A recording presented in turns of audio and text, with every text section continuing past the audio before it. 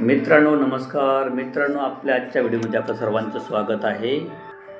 मित्रांनो, आपल्या आजच्या व्हिडिओचं टॉपिक असेल की माझा तर कंपनीने इन्शुरन्स काढून दिला आहे, कामावरती इन्शुरन्स काढून दिलेला आहे, मेडिक्लेम इन्शुरन्स, तर मी दुसरा का काढू, हा आपला पॉईंट असेल. आज व्हिडिओ सुरू करण्याच्या अगोदर मी माझी ओळख करून देतो. माझं नाव योगेश सोनवणे. मागील 15 वर्षापासून मी LIC आणि स्टार हेल्थमध्ये इन्शुरन्स ॲडवायझर म्हणून काम करतो आहे.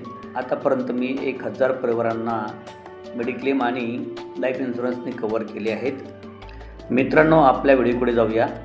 मित्रांनो, जेव्हा मी माझे मित्रमंडळी किंवा लोकांना विचारतो की तुमचा मेडिक्लेम आहे का किंवा करायचा आहे का, तर ते बोलतात की आमचा कामावरती मेडिक्लेम काढून दिलेला आहे, तर आम्ही दुसरा का काढावा. बरोबर आहे, परंतु जेव्हा त्यांची पॉलिसीची चौकशी केली जाते तर माहीत पडते की त्यांचा जो इन्शुरन्स काढून दिला आहे कंपनीने तो फक्त 1 लाख, 2 लाख, 3 लाखापर्यंत असतो.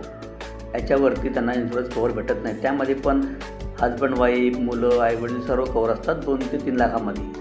मित्रांनो, मी एक सांगू इच्छितो, जो बघा आपण जोपर्यंत जॉब करतो राईट, तोपर्यंत आपला इन्शुरन्स हा असणार. जॉब चेंज केल्यानंतर तो मेडिक्लेम आपला हा निघून जातो, किंवा समजा आपण रिटायरमेंट झाले तर त्यावेळी सुद्धा आपला मेडिक्लेम हा कंपनी काढून घेते, आपल्याला मेडिक्लेम भेटत नाही. किंवा आपण नवीन जॉब शोधतो वगैरे, परत ते नवीन कंपनीचे नियम काय असतात आपल्याला माहीत नसतात, त्यावेळी तुम्हाला मेडिक्लेम भेटेल की नाही भेटेल याची काही गॅरंटी नाही. आणि समजा जर आपण रिटायरमेंट झालो त्यावेळी कंपनी आपला मेडिक्लेम काढून घेते आणि त्याच वेळी परत आपल्याला मेडिक्लेमची गरज असते आणि त्यावेळी आपण घ्यायला जातो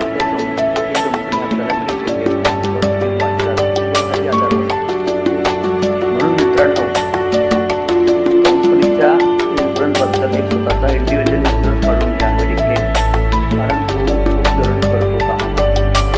कंपनीच्या मेडिक्लेम पॉलिसीवरती डिपेंड राहू नका. माझा व्हिडिओ आवडला असेल